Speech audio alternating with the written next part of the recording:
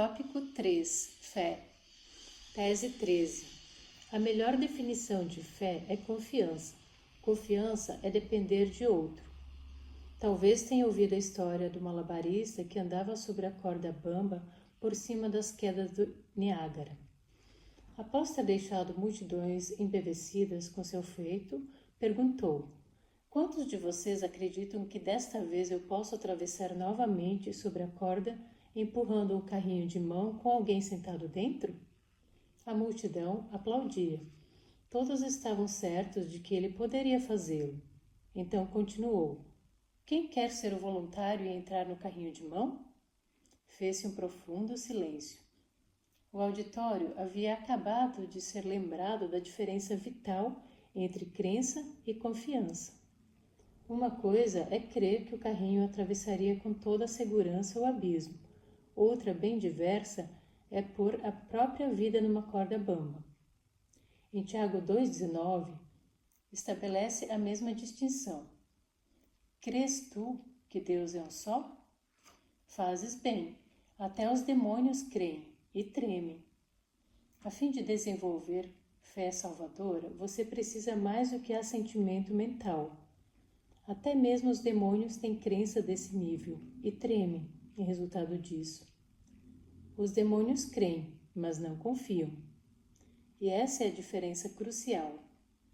3 palavras descrevem a relação de dependência do cristão para com Deus: fé, crença e confiança. No uso moderno, crença muitas vezes traz consigo a ideia de mero assentimento mental. Fé é às vezes confundida com pensamento positivo, mas a palavra confiança provavelmente seja a que mais se aproxime em descrever a dependência bíblica de Deus. Onde quer que encontre a palavra crença ou fé na Escritura, pode substituir pela palavra confiança e talvez obtenha uma nova dimensão de palavras familiares. Por exemplo, crê no Senhor Jesus Cristo e serás salvo. Poderia ser assim redigido: confia no Senhor Jesus Cristo e serás salvo. Mensagens Escolhidas, páginas 389, declara: a fé abrange não só a crença, mas também a confiança. E Educação, página 253, a fé é a confiança em Deus. Fé é dependência de outro. É provavelmente a palavra mais próxima de submissão encontrada na Bíblia, pois traz consigo a ideia de entregar a vida ao controle de Deus. Os grandes empreendedores não gostam da ideia de dependência. Pode parecer assustador pensar em colocar-se sob controle de outrem. Pode ser um golpe ao orgulho e à autossuficiência humanos, permitir que algum outro dite as regras. Mas sem fé é impossível agradar a Deus, ou, sem confiança, é impossível agradar a Deus. Somente quando renunciamos à nossa própria vontade e modo de pensar e confiamos totalmente em seu poder para salvar, Deus pode realizar seu propósito em nossa vida. Assim, como as crianças trazem seus brinquedos quebrados, com lágrimas para que os consertemos, levei meus sonhos despedaçados para Deus, porque Ele era o meu amigo. Mas, então, em vez de deixá-lo em paz a trabalhar sozinho, fiquei por perto, procurando ajudar por maneiras que me eram próprias. Finalmente os tomei de volta e exclamei: como pode ser tão vagaroso? Meu filho, disse ele, que podia eu fazer? Tu nunca o soltaste. A fé ou confiança genuína é totalmente dependente, totalmente vulnerável. O raciocínio ou o entendimento ou lógica humana podem ir até certo ponto, e então temos que partir para aquilo que não pode ser provado, exceto por experiência. Os teólogos se têm referido, às vezes, a esta verdade como o salto da fé. Mas confiança em Deus não é um salto no escuro. Ele nos tem dado evidências suficientes em que basear nossa confiança nele. Em Mateus 15 encontramos a história da mulher Cirofenícia. Ela veio em busca de Jesus, que havia percorrido 80 quilômetros além de seu roteiro a fim de que sua busca fosse recompensada. Encontrá-lo caminhando pelas poeirentas estradas de seu próprio país deve tê-la encorajado a crer. Mas, quando ele levou o seu pedido, ele parecia ignorá-la. Ela persistiu e ele parecia insultá-la. Contudo, havia evidência bastante em seu olhar, tom de voz e maneira de agir para encorajá-la a confiar nele, a despeito das aparências. E ela persistiu, até que sua fé foi recompensada. A resposta veio ao continuar ela confiando nele. Tese 14. Conhecer a Deus resulta em confiar em Deus. Se você não o conhece, não irá confiar nele. Se você não confia nele, então não o conhece. Duas coisas apenas são necessárias para se confiar em alguém. Primeiro, você deve encontrar alguém que seja digno de confiança. Segundo, você precisa conhecê-lo. O oposto disto é também verdadeiro. A fim de não confiar em alguém, tudo quanto precisa fazer é encontrar quem não seja digno de confiança e então passar a conhecê-lo. Certo verão, quando estava no curso ginasial, trabalhei num posto de gasolina e aprendi a desconfiar de postos de gasolina. As pessoas com as quais eu trabalhava naquele verão tinham muitas maneiras de se aproveitar de clientes desatentos. Uma delas era torcer a correia do ventilador até quebrá-la, e então a levarem ao cliente dizendo: "Veja, descobri que sua correia de ventilador está quebrada. Foi sorte ter verificado isso, não?" Então ficavam com a comissão pela venda da correia de ventilador nova. Outra era trocar o óleo de um carro, enchendo o cárter com óleo retirado de outro carro e assim ganhar o dobro pelo óleo. Não eram dignos de confiança e eu os fiquei conhecendo. Desde esse tempo tenho desconfiado de serventes de postos de gasolina. Certa vez parei num posto de gasolina para abastecer. O homem chegou até minha janela com uma correia de ventilador na mão. Eu disse: "Você a quebrou, agora trate de repô-la." Ele ficou chocado. "O que quer dizer?" Expliquei: "Já trabalhei em posto de gasolina." "Oh", disse ele, e substituiu minha correia de ventilador sem cobrar nada. Agora, é inteiramente possível que, em alguma parte do mundo, haja serventes de postos de gasolina honestos. Mas, a fim de confiar em um deles, novamente teria que conhecê-lo bem. Um relacionamento casual não seria suficiente. Ele não só teria de ser digno de confiança, mas eu teria que tomar tempo bastante para conhecê-lo bem e nele confiar. A Bíblia declara que Deus é digno de confiança, mas você jamais confiará realmente nele até que o conheça por você mesmo. Já fizemos notar o pensamento profundo de O Desejado de Todas as Nações, página 642, que é: quando conhecermos a Deus, como nos é dado o privilégio de o conhecer, nossa vida será de contínua obediência. Acrescente-se a isso uma linha de Caminho a Cristo, página 61. A obediência é fruto da fé. Se você precisa conhecer a Deus a fim de obedecer, e se a obediência deriva da fé, então você precisa conhecer a Deus a fim de ter fé ou de confiar nele. Às vezes esquecemos-nos dessa verdade e nos envolvemos no combate ao pecado e ao demônio. Tentamos a muito custo obedecer e falhamos e fracassamos, vez após vez. É verdade que somos chamados para um combate, mas é essencial tornar-nos envolvidos no combate certo. Combatei o bom combate da fé, declara 1 Timóteo 6,12. Como combatemos o bom combate da fé? Exercendo o esforço necessário para chegar a conhecer a Deus de modo que nele confiemos. Como chegamos a conhecer a Deus? Do mesmo modo como chegamos a conhecer qualquer outra pessoa. A fim de nos relacionarmos com alguém, são necessárias 3 coisas. Primeiro, falar com elas. Segundo, ouvi-las ao dirigir-lhe a palavra. E terceiro, ir a lugares e realizar coisas juntos com ela. Estes são os ingredientes da comunicação. Tese 15. Fé é um fruto do Espírito, não um fruto da pessoa.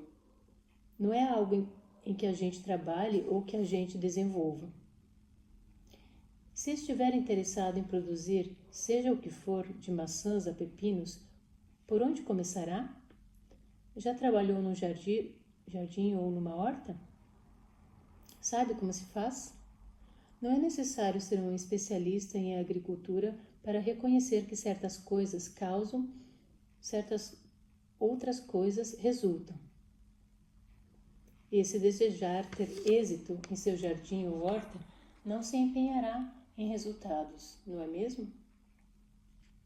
Que bênção não seria se pudéssemos ter a diferença entre causa e resultado de modo tão claro em nossa mente no que tange a crescimento espiritual? Quantos de nós despendemos anos e grandes esforços tentando produzir resultados, trabalhando sobre resultados? Paulo alista os frutos vistos na vida cristã. E note que são frutos do Espírito, não da pessoa. Mas o fruto do Espírito é caridade, gozo, paz, longanimidade, benignidade, bondade, fidelidade, mansidão, domínio próprio. Contra estas coisas não há lei. Gálatas 5, 22 e 23. A Escritura sempre apresenta a fé como um fruto, ou dom, ou resultado. Nunca é nosso trabalho. Romanos 12, 3 declara que Deus deu a cada um a medida da fé. Romanos 10, 17 diz que a fé vem pelo ouvir, e ouvir a palavra de Deus. A fé sempre vem em resultado de algo mais. Você não pode trabalhar para produzi-la. Você não age sobre os frutos. Antes, empenha-se naquilo que produz o fruto. Você não trabalha por um dom. Em vez disso, empenha-se em ir à presença do doador e aceita o dom concedido. Homem algum pode criar fé. O espírito que opera na mente humana e a ilumina produz fé em Deus. É fácil confundir fé com sentimento, tentar pôr a fé em operação, fazendo entrar em ação o sentimento. Quando acha mais fácil crer que Deus responderá suas orações? Quando crê que Ele o fará ou quando está seguro de que o não fará? Quando é que tem mais fé na promessa de Deus em perdoar os pecados que ele haja confessado? Quando se sente perdoado ou quando se sente esquecido? Sua fé parece firme quando as coisas estão correndo às mil maravilhas. Ou quando o teto afundou e você está defrontando provas e aflição? É-nos dito que sentimento não é o mesmo que fé. São duas coisas distintas. Primeiros Escritos, página 72. E este se torna outro argumento porque jamais podemos trabalhar nossa fé. É possível trabalhar nossos sentimentos. Você pode pôr para tocar o tipo adequado de música. Pode deixar-se levar pela eloquência de alguém que esteja tentando despertar algum entusiasmo. Pode ser afetado pelas luzes certas ou pela disposição de pessoas ao seu redor. Por trabalhar com as multidões de maneira precisa, é possível despertar tremendos sentimentos. Mas, após as luzes se apagarem e as massas retornarem para casa, e você ser deixado sozinho, o que sucede? Pode terminar sentindo-se pior do que antes. Já lhe ocorreu isso alguma vez? Milhões em nosso mundo hoje vivem de um pico emocional para o outro, gastando sua vitalidade numa louca busca de algo que lhes soerga o espírito e os ajude a esquecer que a última coisa que tentaram não durou muito. O inimigo tem controlado o mundo com tanto êxito nessa base que ainda emprega isto como uma de suas melhores ferramentas dentro da igreja.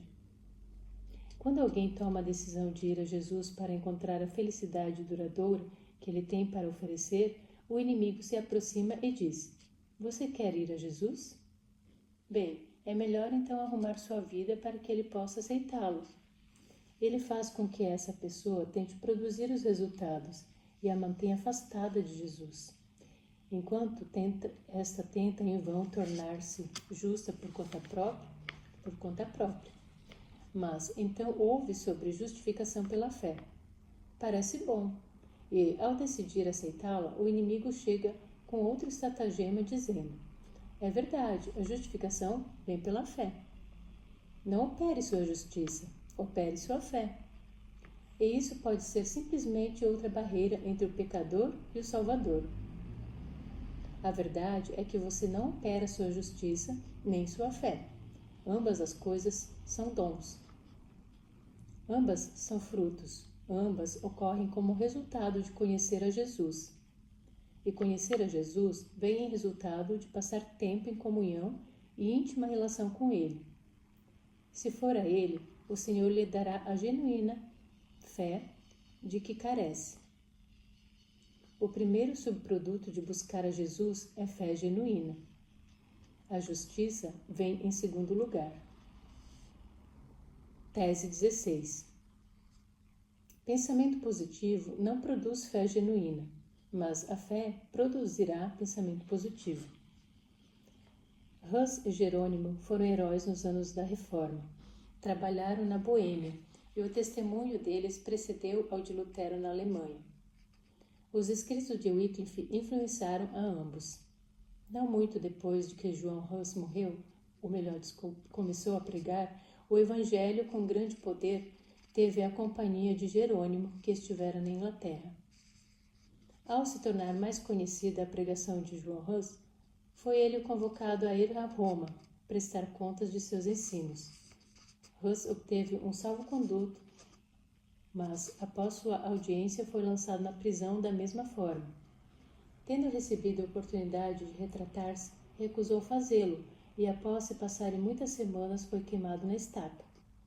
Seus perseguidores espalharam-lhe as cinzas sobre o reno e esperavam, em vão, que ele tivesse silenciado a voz. Quando Jerônimo ouviu que seu amigo corria perigo, apressou-se a ir a Roma, sem esperar sequer pelo salvo-conduto que se revelara tão ineficaz no caso de Hus. Ao chegar, foi também lançado na prisão e ali mantido por muitos meses.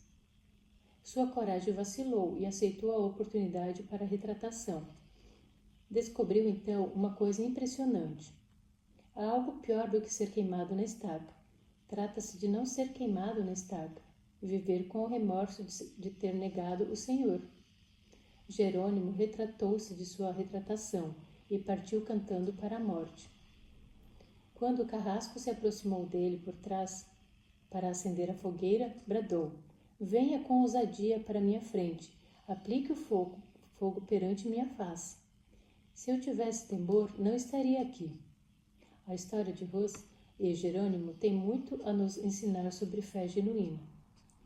Há uma pseudo-fé popular hoje em dia, tanto no mundo quanto na igreja, que não é fé de maneira alguma, mas pensamento positivo. Leva-o a crer que a fé consiste meramente em crer que aquilo que você deseja vai acontecer, que se puder encontrar alguma coisa nas Escrituras que se pareça com uma promessa, pode reclamá-la como sua. Frank Sinatra canta sobre esse pensamento positivo em sua música, Filo a meu modo. Mesmo dentro de nossa igreja, você pode encontrar a versão de fé, pensamento positivo, proclamando: você pode consegui-lo. Mas a posição bíblica é de que nem toda promessa é para você neste tempo e sob essas circunstâncias. Se reivindicar promessas é tudo de que precisamos para a libertação, então Hus e Jerônimo fracassaram fragorosamente. Isaías 43:2 tem uma maravilhosa promessa que poderiam ter reivindicado. Quando passares pelas águas, eu serei contigo. Quando pelos rios, eles não te submergirão.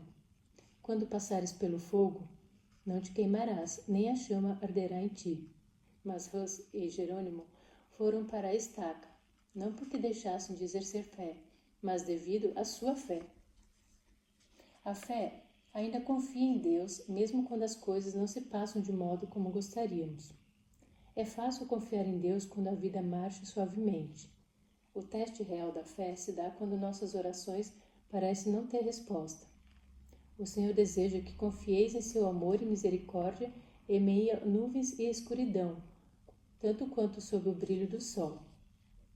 Em nossa humanidade, não podemos evitar de preferir a história de Daniel na cova dos leões ao relato de João Batista. Achamos difícil de compreender quando lemos que entre todos os dons que o céu pode conceder aos homens, a comunhão com Cristo em seus sofrimentos é o que traz maior peso de esperança e mais elevada honra. Gostamos da primeira parte de Hebreus 11, o capítulo da fé, mas temos dificuldade com a parte final. Contudo, essa última parte continua lá. Tem-na lido ultimamente? Após os luminosos relatos do livramento que Deus operou em favor de seu povo, em várias situações críticas, prossegue falando de outros. Nunca se esqueça dos outros. Alguns foram torturados, não aceitando seu resgate para obterem superior ressurreição. Outros, por sua vez, passaram pela prova de escárnios e açoites, sim, até de algemas e prisões. Foram apedrejados, provados, cerrados pelo meio, mortos a fio da espada. Andaram peregrinos, vestidos de peles de ovelhas e de cabras, necessitados, afligidos, maltratados, homens dos quais o mundo não era digno. Errantes pelos desertos, pelos montes, pelas covas, pelos antros da terra. Ora, todos estes que obtiveram bom testemunho por sua fé, não obtiveram, contudo, a concretização da promessa. As promessas espirituais de perdão do pecado, do Espírito Santo, de poder para realizar o trabalho dele, sempre estão disponíveis. Mas as promessas de bênçãos temporais, mesmo para a própria vida, são concedidas em certas ocasiões e retiradas noutras, segundo Deus julgue melhor em sua providência. Está disposto a contar-se entre os outros, se Deus o chamar a unir-se a eles no mais profundo teste de fé?